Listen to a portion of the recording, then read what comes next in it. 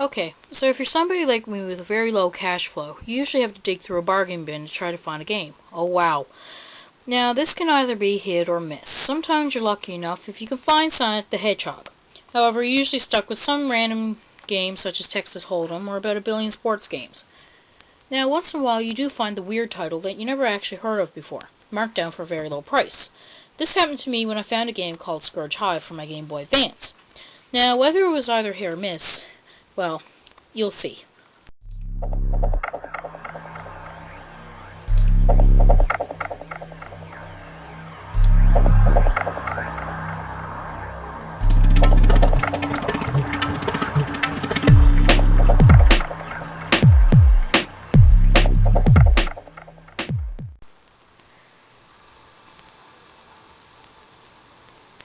Scurge Hive, a game released about 2 years ago, developed by Orbital Media and published by South Peak Interactive.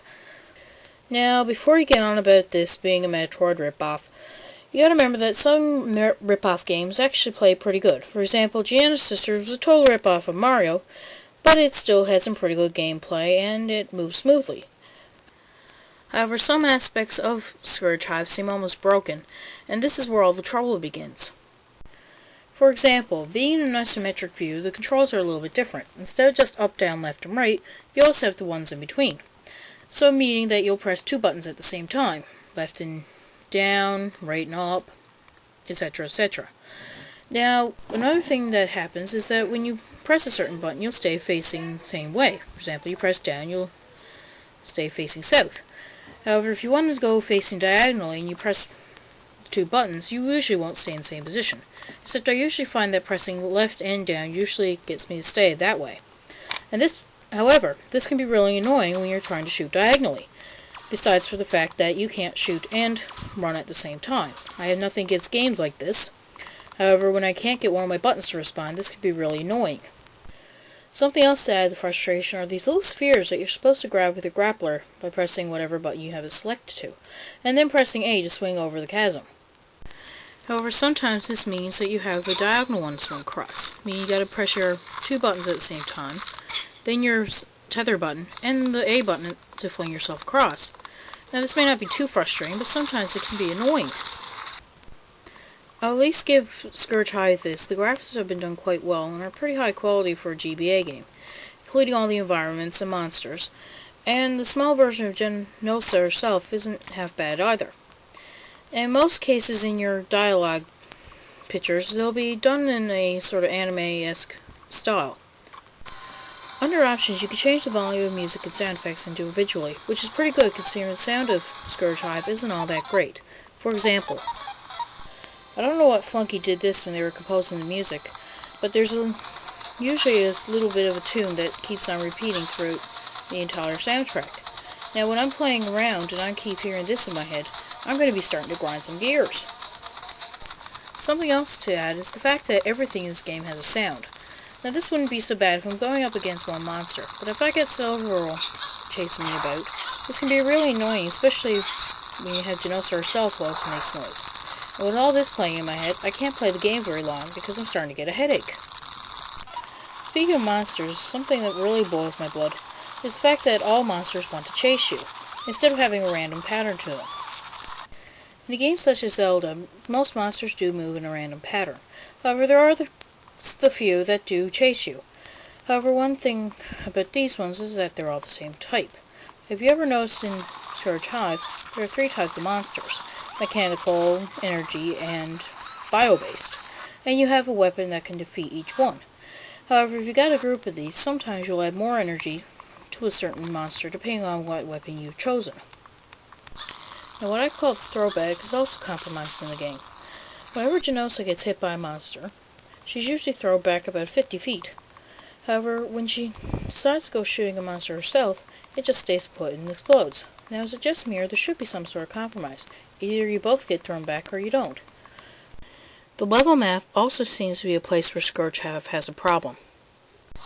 If you look on this map here, it does indicate what room I'm in, and it looks like it indicates where I'm actually to. However, I'm nowhere near where the indicator is. What pisses me off is the fact that this map would be perfect to have a little indicator of where I'm exactly in a room, rather than just flash what room I'm in. And this would be totally perfect for me, as considering, if you look on the map here, some rooms are more detailed than others. And if I don't have an indication of where I'm to exactly, I can easily get lost. And maps don't even need to be detailed. For example, the one in the original Zelda was only a little gray box that showed a little blip of where I was to. And yet I could still find my way basically easily around. Pokemon is a good example as well. You have an overview of where you're to. However, you can also zoom in and find out even more detail. Now why in the hell couldn't Scurge Hive have this rather than just fucking me up? The last thing I'll be covering that I find really messed up in Scurge Hive is what happens after you die.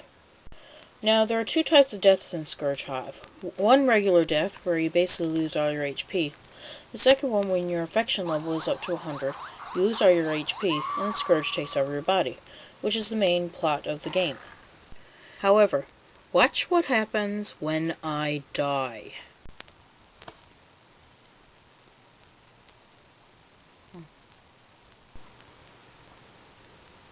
And, okay.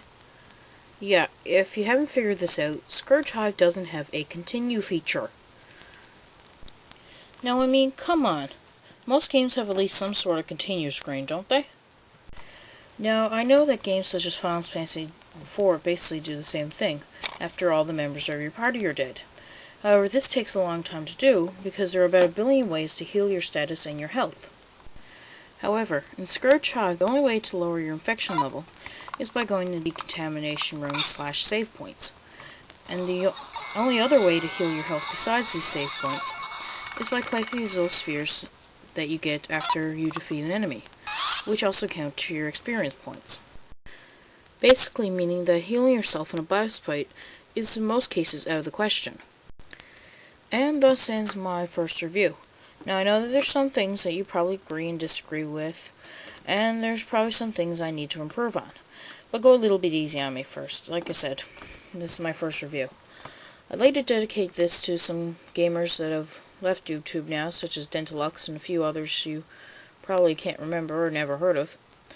And hopefully I shall be able to release another review someday. So I will talk to you guys later.